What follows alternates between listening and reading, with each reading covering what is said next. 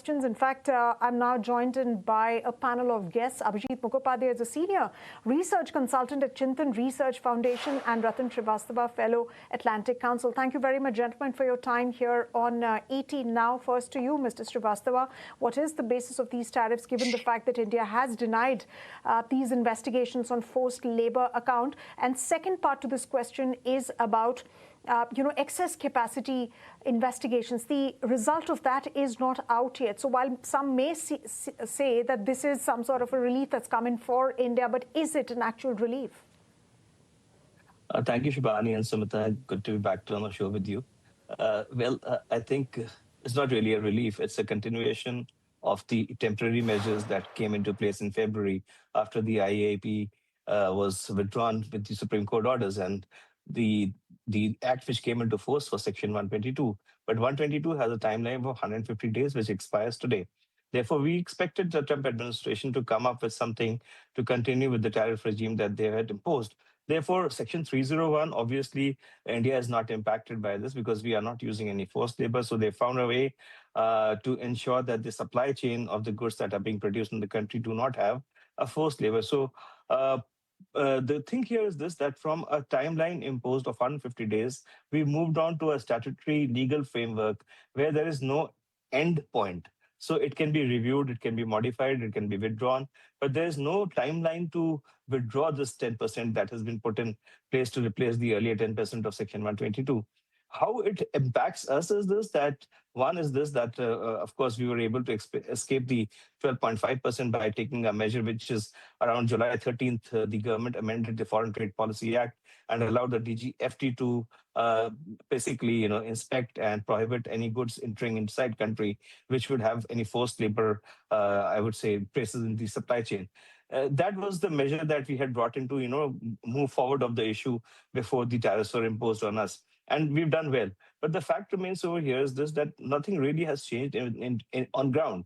I mean, the items which were out of the purview of the 122 10% will continue to be out of the purview of the Section 301 10% as well, which is to say smartphones, electronics, and pharmaceutical products, petroleum goods, and some finished goods. But all the items which were a part of the 10% trade tariff earlier, including the MFN, whatever, let's say gems and jewelry, 5% of MFN duty plus 10%, so 15% continues. Really, it is not much of a challenge in terms of the tariff. But what happens here is this, that we are seeing a continuation. So the Indian businesses have to prepare for the continued tariff regime that would come in one way or the other from US if we want to continue to work with the US. Right. That is one part of it. The other thing is this. On that note, Mr. Srivastava, let's also go over to Abhijit Mukhopadhyay and help Mr. Mukhopadhyay help us understand what will it mean for the India-US deal. This shift from 12.5% to 10% now, and considering that there is a conversation going on between India and US, what will it mean for the trade talks?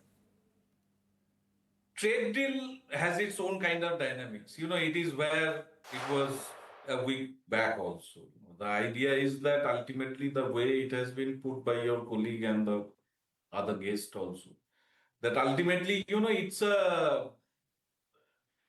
this new Section 301 tariffs, it is actually somehow making those 10%, the temporary 10% tariff, which was earlier imposed through different kind of provisions. Now they are making it permanent. That's the upshot of it. But then the question comes in that, has anything changed diplomatically? And if we just look at the media's news circle and other kind of things, I don't think nothing much has changed. If it was hopeful, 1 week or 10 days or a couple of weeks back, then it remains so, as far as the India-US trade deal is concerned. But does it change the trade dynamics? Yes, I think possibly it changes the trade dynamics because of the entire, I would say, the reasoning of this forced labor which has been given. And I was a little bit surprised because, even I was expecting 12.5%, and then suddenly there has been, some kind of a once again in media, I am yet to get the fine prints of it. They are saying even the countries like Japan, Switzerland, South Korea, they are not having robust kind of forced labor laws. So that is why they are putting in 12.5%. I don't know. Under this US administration, it's very difficult to predict, or even more difficult to interpret. What are there Right. in black and white also. Absolutely. Absolutely, Mr. Mukhopadhyay, and it seems that this is the only certainty that businesses will have to move with, in fact, there cannot be any more certainty or stability as far as the US tariff regime is concerned. But of course, this is one of the key demands as far as India is concerned, that we want sustainability, we want stability in architecture of the United States as far as trade is concerned. But let me come to you once again, Mr. Srivastava.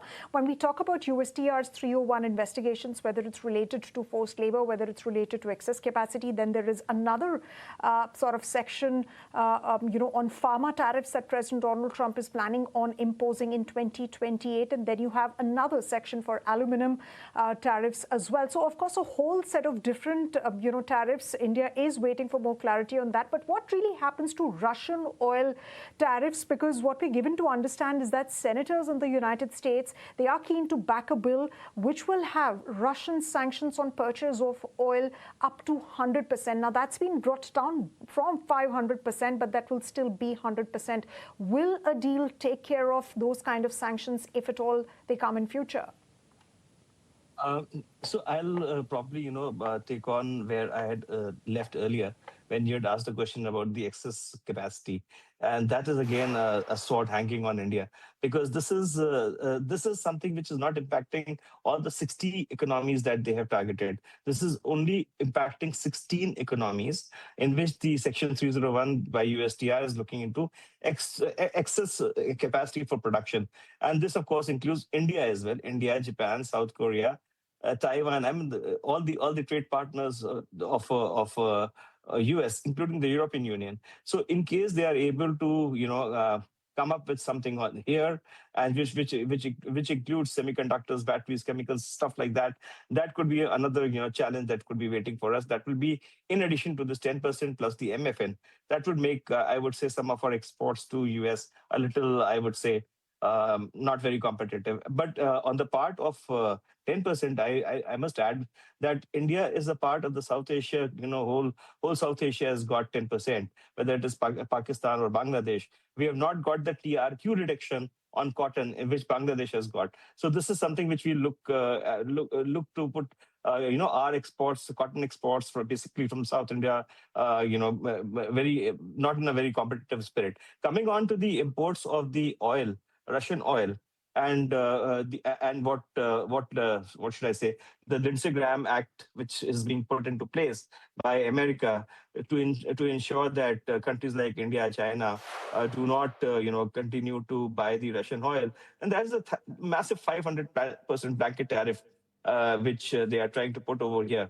But this tariff would probably, I would say, not be a part of the BTA that is being negotiated, but it will be a different, I would say, let's say, punitive action on India's import of the Right. oil from Russia. But the Mr. thing here Ratan is this. Srivastava, one question I wanted to ask you, since you also spoke about the excess capacity and India's vulnerability to it.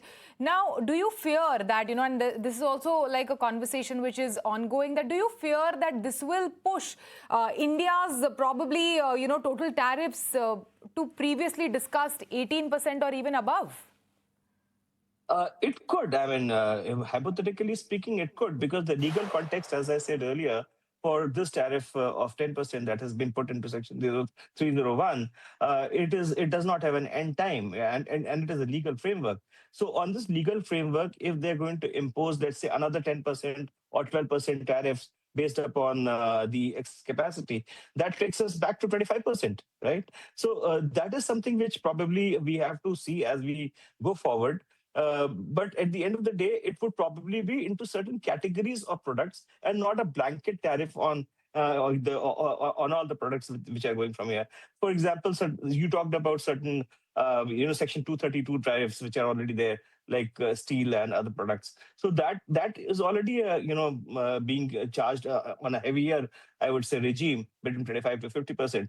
But let's say tomorrow it impacts advanced electronics or electronics, then India is looking into a problem area which probably would put us in a bad situation as far as the imports or exports of electronic products from India is concerned, and that would put telecom sector, electronic sector into a bit of a challenging situation. Because the idea, like you talked about the pharma as well, the idea behind this Absolutely. punitive tariff is to ensure that production moves to US. But then something like that cannot happen in a day. I mean, even if Yes. we decide to start producing in US, it will take 4 to 5 years. Yeah, right.